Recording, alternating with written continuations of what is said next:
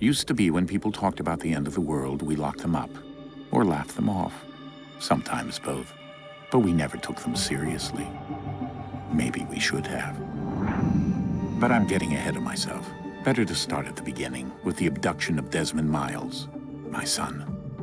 This boy had no ambition, no direction, no plans for the future. What he did have was a heritage, one he chose to deny. It nearly cost him his life. He was captured and imprisoned. Those who took him believed he could help them find something. The apple. One of several artifacts we call pieces of Eden. Bits of ancient technology scattered across the globe. Some hidden, some found, all of them dangerous. Most are held by a single group, the same group that now had Desmond. You know them as Abstergo Industries. We know them as the Templars, as the enemy. We've been fighting them for thousands of years, even longer if you believe the stories of their origins. I do. After all, I've seen the truth. That's the beauty and the horror of the Animus. A device that allows us to enter and experience the lives of our ancestors. It holds the power to change everything, to show us history the way it really happened. Up until its creation, to the victor went the spoils, went the truth. We're trying to fix that, to free minds and bodies both. But there's only so much that we can do, and the Templars have the upper hand these days. But something larger than the Assassins and Templars is approaching, bigger than all of us. And if we can't find a way to stop it, these next few weeks will probably be our last. Everyone's last. In the end, it all comes down to him. To Desmond. Through the Animus, he discovered his heritage, explored the lives of his ancestors, and uncovered their secrets. When that was done, he trained. He used another ancestor to provide decades of experience in the span of a few days. It worked. We think. We hope. Soon, though, soon we'll know. That ominous date fast approaches, December 21st, 2012. None of us knows what it'll bring, only that this is where they want us to be, when it does. They've been guiding us in their own fractured, frustrating way. These voices from the first civilization, the ones who came before, a precursor race of immense power and uncertain motives. They're the ones who made the pieces of Eden. This is where they've led him, and through him, us. He stands at the entrance to this long-lost place, armed with the knowledge of Altair and the abilities of Ezio. He holds in his hands the apple of Eden, and we stand at his side, ready to support him however we can. His name is Desmond Miles, and he has brought us to the end.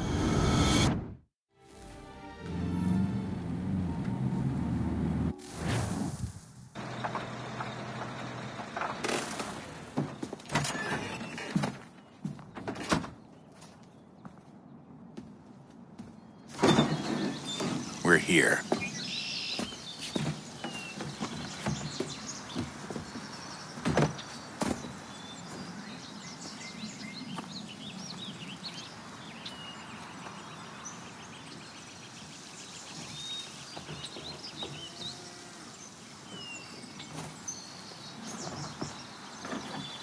Let's go.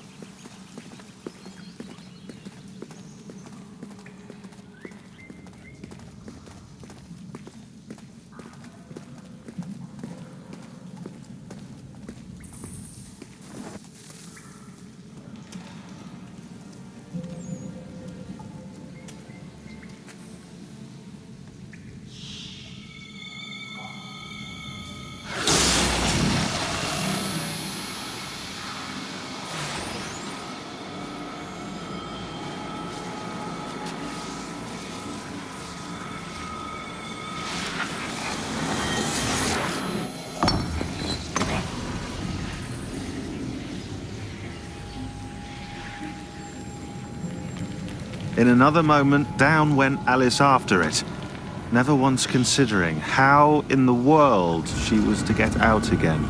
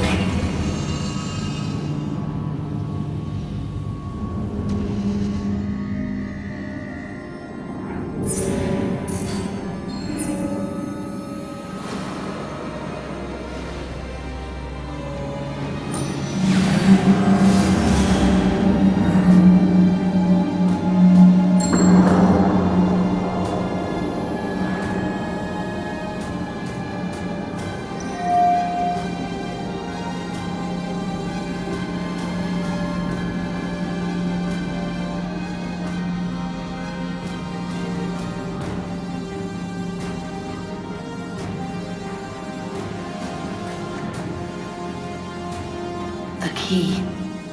You must find the key. Son? Sir.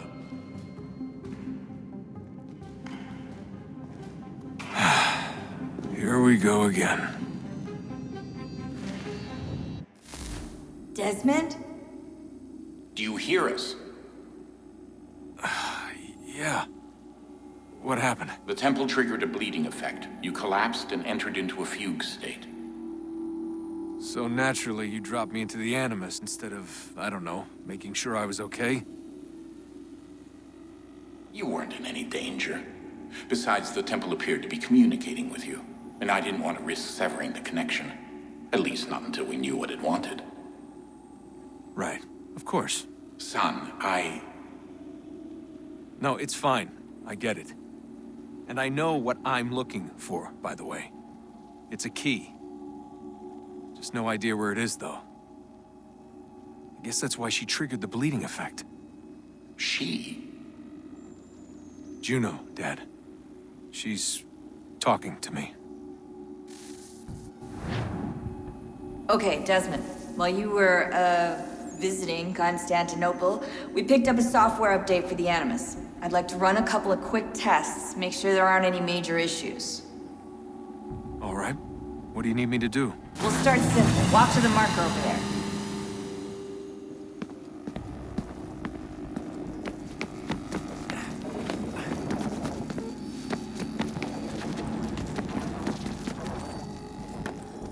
Okay, Desmond. Let's practice climbing on these objects.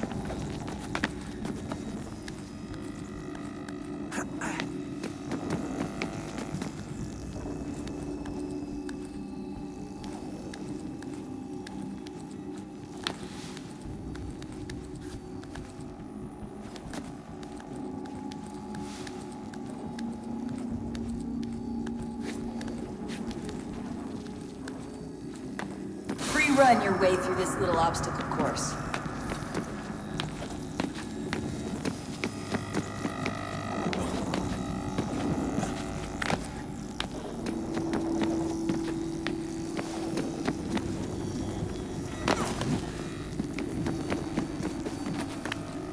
That's a constraint. These are optional objectives that raise your synchronization rate. All right, Desmond, follow the on-screen instructions and kill the 2 Templars.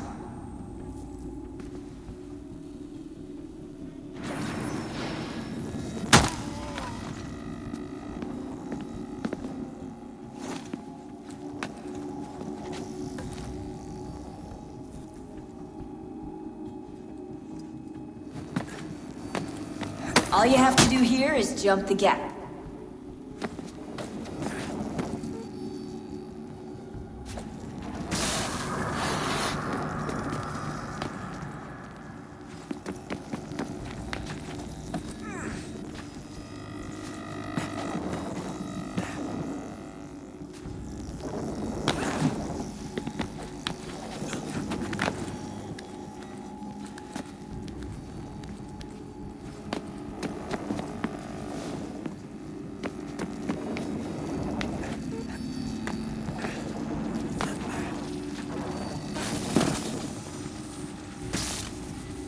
Synchronization levels look good now. We should be able to build the world. Time to find out what the temple wants from you.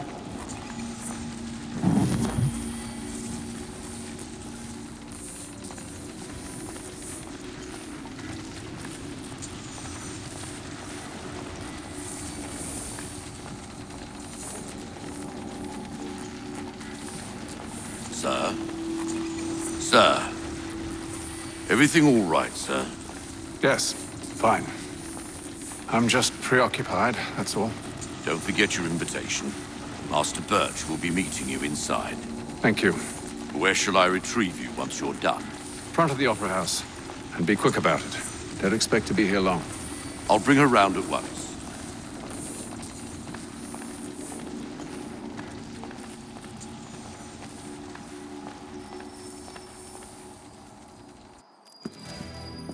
Invitation, please. Shall I take your coat, sir?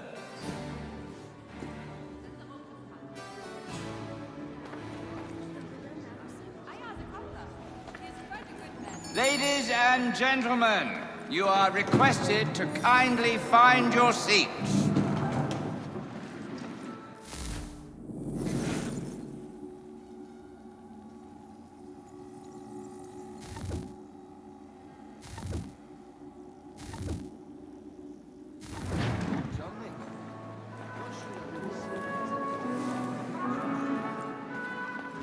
Good evening, sir.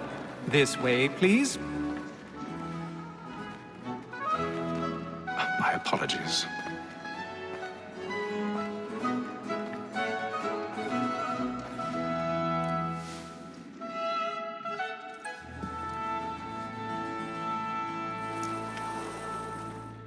Evening, Hatham. Reginald? I can't tell you how happy I was to hear they'd mounted this revival. Gay's best work by far. Have you seen it before? Once. My father brought me here as a child. Though I remember little of it.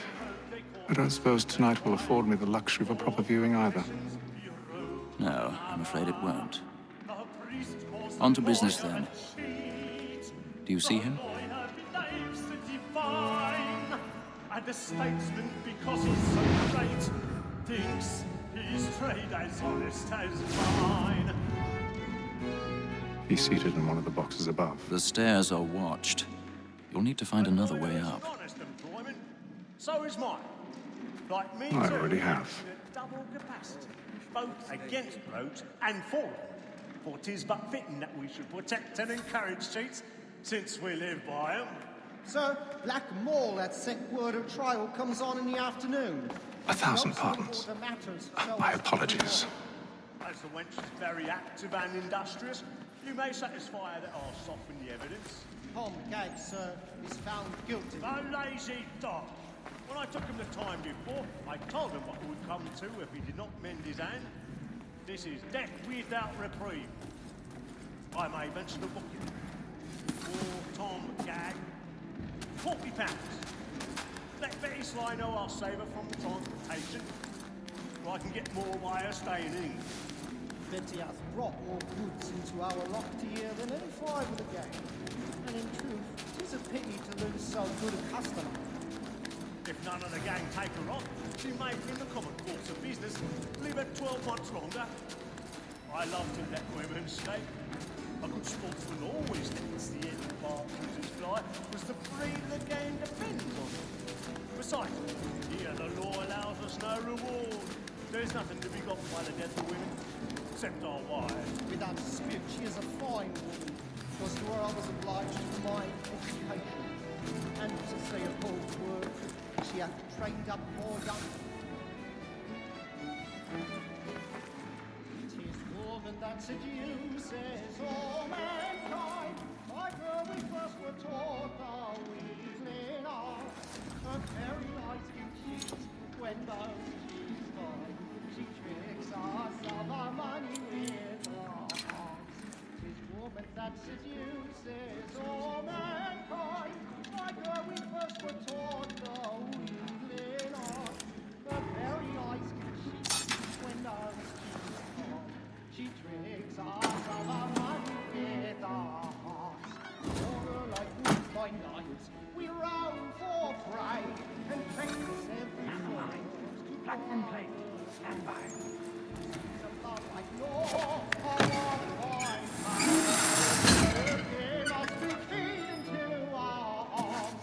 For her like wolves by night. I've got a bit of stage fright. A little Dutch courage up with the bloom in your cheek.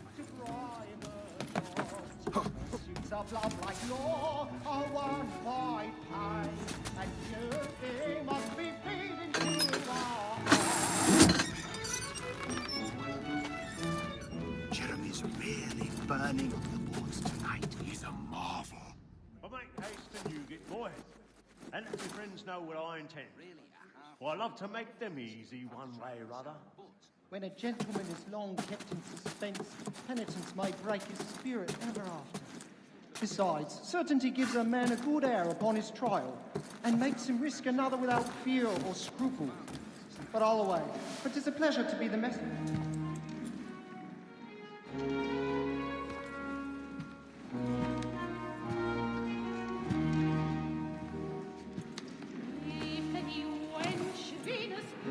Haytham. You should have come to me. We would have found another way. Yes. But then you would have known. For what it's worth, I'm sorry. As am I.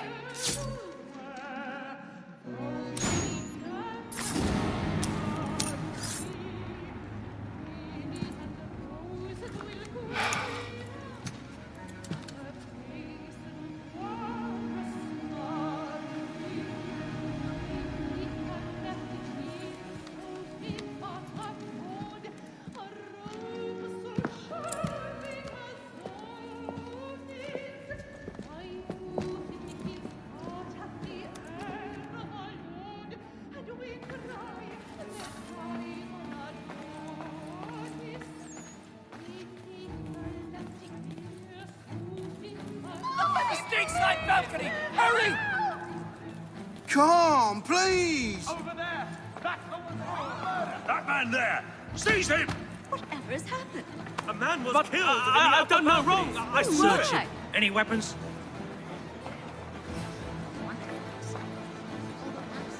Nothing. We must keep looking. I beg your pardon. Don't push it! Please, friends, there is no danger!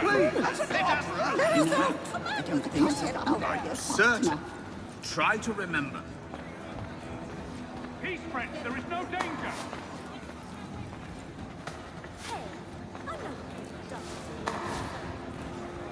Order! We must have order!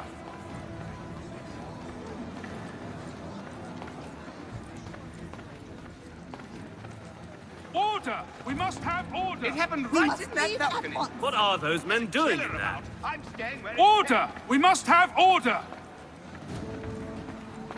Move! Move! Imbecile!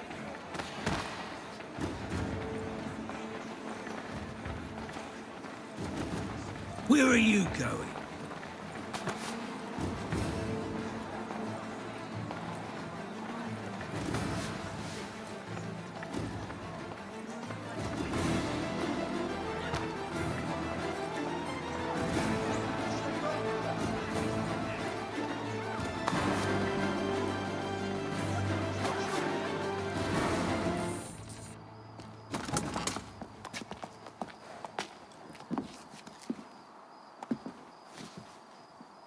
And how was the opera? Rather dull, truth be told.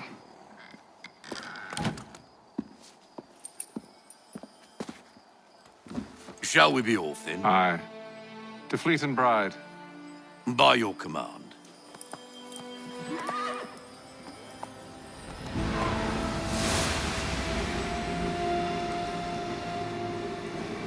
Fascinating.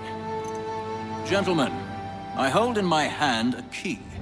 And if this book is to be believed, it will open the doors of a storehouse built by those who came before. Ah, yes. Those who ruled, reigned, and vanished from the world. Do we know what it is that will be held within? It could contain certain knowledge. Perhaps a weapon, or something as yet unknown, unfathomable in its construction and purpose. It could be any of these things, or none of them. They are still an enigma, these precursors. But of one thing I am certain. Whatever waits behind those doors shall prove a great boon to us all. Or our enemies, should they find it first. They won't. You've seen to that. I assume you know where this storehouse is? Ah, Mr. Harrison. Gentlemen, How fare your calculations? I believe the site lies somewhere within this region. That's a lot of ground to cover. My apologies. Were that I could be more accurate. That's all right. It suffices for a start. And that is why we've called you here, Master Kenway. We'd like for you to travel to America, locate the storehouse, and take possession of its contents. I'm yours to command, although a job of this magnitude will require more than just myself. Of course. Upon this paper are the names of 5 men sympathetic to our cause. Each is also uniquely suited to aid you in your endeavor. With them at your side, you will want for nothing. Well, then I'd best be on my way. I knew our faith in you was not misplaced. We've booked you passage to Boston. Your ship leaves at dawn. Go forth, Hatham, and bring honor to us all.